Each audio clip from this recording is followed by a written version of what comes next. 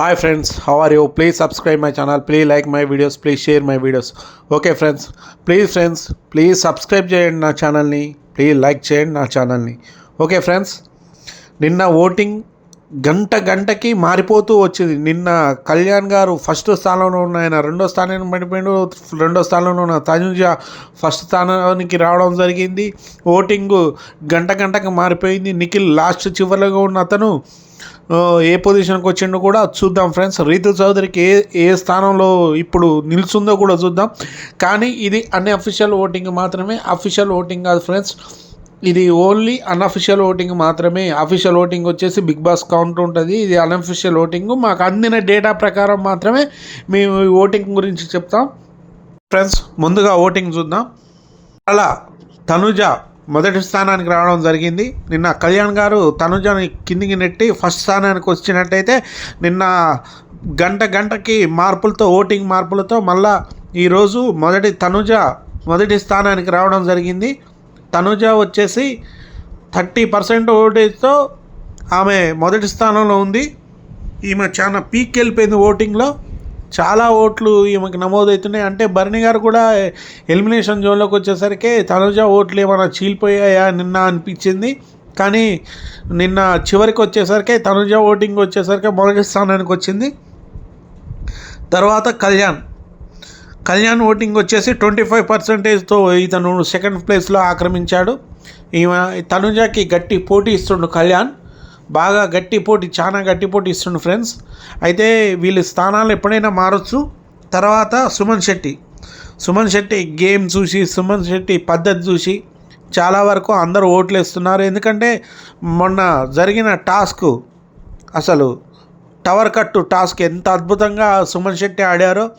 నాకు తెలిసి పవన్కి, కళ్యాణ్కి అదే మైనస్ అయి ఉంటుంది. ఆ టాస్క్ చూసి జనాలు ఇతనికి ఓటింగ్ తగ్గించుంటారు. ఎందుకంటే సుమన్ శెట్టి టవర్ టాస్క్లో, సంజన టవర్ టాస్క్లో సుమన్ శెట్టి ఆయన హైట్కి సరిపోడు. ఆ హైట్కి ఆయన సరిపోడు. కానీ చాలా వరకు గేమ్ ట్రై చేసి దాన్ని టవర్ కట్టిండు. కానీ కళ్యాణ్ ఏం చేసిండు, దాన్ని లెక్కలోకి తీసుకోలేదు. సంజనానికి ఇనామస్గా గెలిపించడం జరిగింది. మొదట ఏమన్నాడు, టవర్ ఎట్లయినా కట్టండి అన్నాడు. సరే, ఒకవేళ టవర్ కరెక్ట్ రానప్పుడు ఏం చేయాలి? ముందర మేము చెప్పిన కాబట్టి, ఒక డిసిజన్ నేను చెప్పా కాబట్టి, ఆ డిసిజన్ కట్టుబడి ఉన్నా కాబట్టి దాన్ని డ్రాగా ప్రకటించి మళ్ళీ రీగేమ్ పెట్టాలి. టైలాగా పెట్టి ఇద్దరిది టై అయింది, మళ్ళీ రీగేమ్ పెడుతున్నా, ఫస్ట్ కాంచి ప్లే చేయండి అని చెప్తే అయిపోయేది. దాని మీద కూడా ప్రజలకి బాగా, బిగ్ బాస్ అభిమానులకి ఆయన మీద అభిప్రాయం కొద్దిగా సడలింది అనిపించింది. సుమన్ శెట్టి గేమ్ చూసి అందరూ ఆశ్చర్యపోయారు, ఎంత అద్భుతంగా ఆడిండు సుమన్ శెట్టి అని. అందుకోసమే అభిమానులు కూడా కళ్యాణ్ ఓట్లు తగ్గించేశారు. నిన్న ఈ ఒక్క గేమ్ చేయబట్టే కళ్యాణ్ రెండో స్థానానికి పడిపోయినట్టు అనిపించింది నాకు కూడా. సుమన్ శెట్టి మాత్రం అద్భుతంగా తన ఓటింగ్ని నిన్న టవర్ గేమ్తో అద్భుతంగా పెంచుకుంటూ, అంతేకాకుండా బిహేవియర్ పరంగా కూడా సుమన్ శెట్టి అద్భుతంగా ఎవరితో గొడవలు పెట్టుకోవడం, అందరితో హౌజ్లో కలిసి ఉంటాడు. సుమన్ శెట్టి గారు ఓటింగ్ 10%తో థర్డ్ ప్లేస్లో ఉండు. ఈయన ఇంకొక 2 days ఈ ఓటింగ్లో మార్పులు ఉంటే కళ్యాణ్ని కూడా దాటేయచ్చు. తర్వాత భరణి గారు ఓటింగ్ కూడా విపరీతంగా పెరుగుతుంది. సుమన్ శెట్టి, భరణి గారు సేమ్ పొజిషన్లో 10%తోనే. భరణి గారు ఓటింగ్ కూడా బాగా పడుతున్నాయి, ఓట్లు బాగా పడుతున్నాయి అవి చాలా వరకు. ఎందుకంటే దివ్య మీద తీసుకున్న స్టాండ్ అయితేంది, ఆమె నామినేషన్ చేయడం అయితేంది, దానివల్ల భరణి గారికి కొద్దిగా ప్రజల్లో సింపతి పెరిగింది. దానివల్ల బిగ్ బాస్ అభిమానులు కూడా బాగా భరణి గారికి ఓట్లు వేయడం జరుగుతుంది. తర్వాత డిమాండ్ పవన్ నిన్న లాస్ట్ నుంచి 2వ స్థానంలో ఉండు. ఈరోజు ఓటింగ్ బాగా పెరిగింది. డిమాండ్ పవన్కి చాలా ఓటింగ్ పెరిగింది. ఈయన 8%తో రావడం జరిగింది. తర్వాత సంజన గారు, ఈమె ఓటింగ్ తగ్గింది, చాలా తగ్గింది. ఇప్పుడు ఎలిమినేషన్ జోన్లోకి వచ్చేసరికి మనం చెప్పలేం, సంజన కూడా ఎలిమినేషన్ కావచ్చు. ఎవరైనా ఈ లాస్ట్ పొజిషన్లో ఉన్న 4 members ఎవరైనా ఎలిమినేషన్ కావచ్చు ఫ్రెండ్స్, మనం చెప్పలేము. సంజన గారు ఓటింగ్ వచ్చేసి 7%తో ఉంది. డిమాండ్ పవన్ ఏమో 8% ఓటుతో ఉండు. దివ్య ఓటింగ్ కూడా తగ్గిపోతుంది. ఈమెకి తనుజతో గొడవ అయితేంది, నాగార్జున గారు ఆ ప్రోగ్రాంలో అందరి ముందు బ్లేమ్ చేయడం అయితేంది, దానివల్ల ఈమె ఓటింగ్ కూడా, దివ్య ఓటింగ్ కూడా చాలా వరకు తగ్గింది. ఈమె 6% ఓటుతో ఉంది. తర్వాత నిఖిల్ తన గేమ్తో రోజుకి ఆట ఇంప్రూవ్ చేసుకుంటూ, టాస్కులు గెలుచుకుంటూ ప్రజల అభిమానాన్ని కూడా పొందుతుండు. కానీ నాకు తెలిసి ఈయన మంచి వ్యక్తి. ఈయన ఆట కూడా చాలా ఫెయిర్గా ఉంటుంది. ఎక్కడ ఇబ్బంది పెట్టాడు ఎవరిని, చాలా ఫెయిర్గా ఆడతాడు. చాలా మంచి వ్యక్తి కూడా నిఖిల్.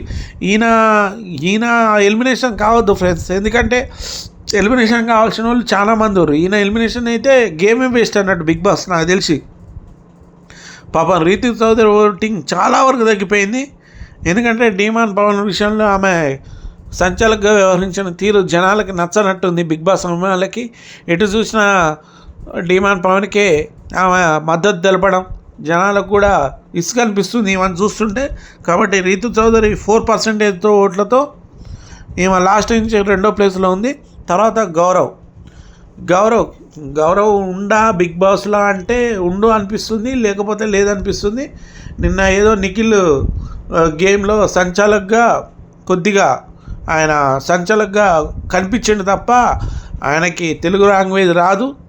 ఆయనకు ఓటింగ్ కూడా ఎక్కడి నుంచి వస్తున్నాయో అర్థం కావట్లేదు. రీతు చౌదరికి ఆయనకి పెద్దగా తేడా లేదు.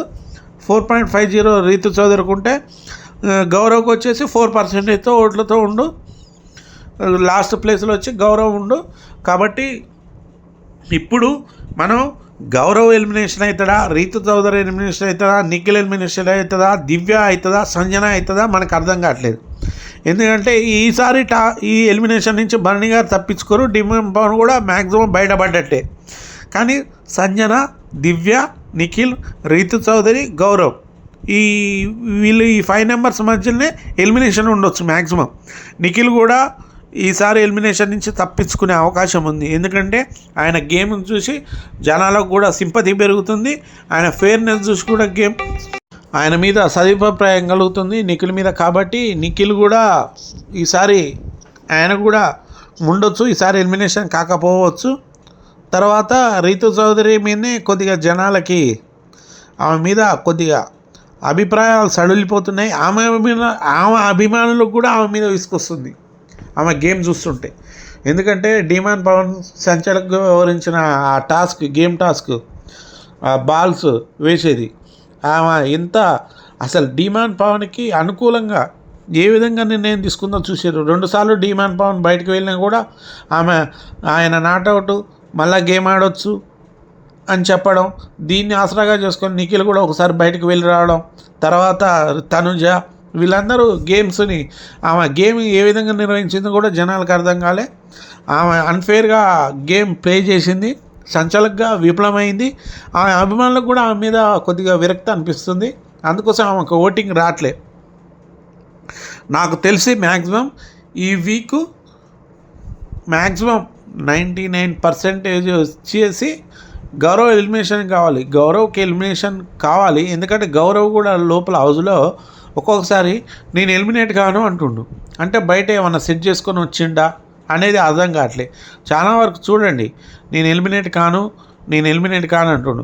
అంతేందుకు నిన్న భరణి టాస్క్ ఆడిరు, ఓడిపోయారు. దాంట్లో ఓడిపోతే దాన్ని పట్టుకొని భరణి గారు ఆడలే, దానివల్ల నేను ఇమ్యూనిటీ కోల్పోవాల్సి వచ్చింది, భరణి గారు ఆడలేదని 1కి 2 సార్లు 3 సార్లు దాన్నే తేపకి రెచ్చించి మాట్లాడడం, రీతు చౌదరి దగ్గర కూడా అదే మాట్లాడడం జనాలకు కూడా ఇబ్బంది అనిపిస్తుంది ఈ గౌరవ్ మీద. కాబట్టి 99% గౌరవ్ వెళ్ళిపోవచ్చు. Okay friends, please subscribe my channel, please like my videos. Okay friends, please subscribe.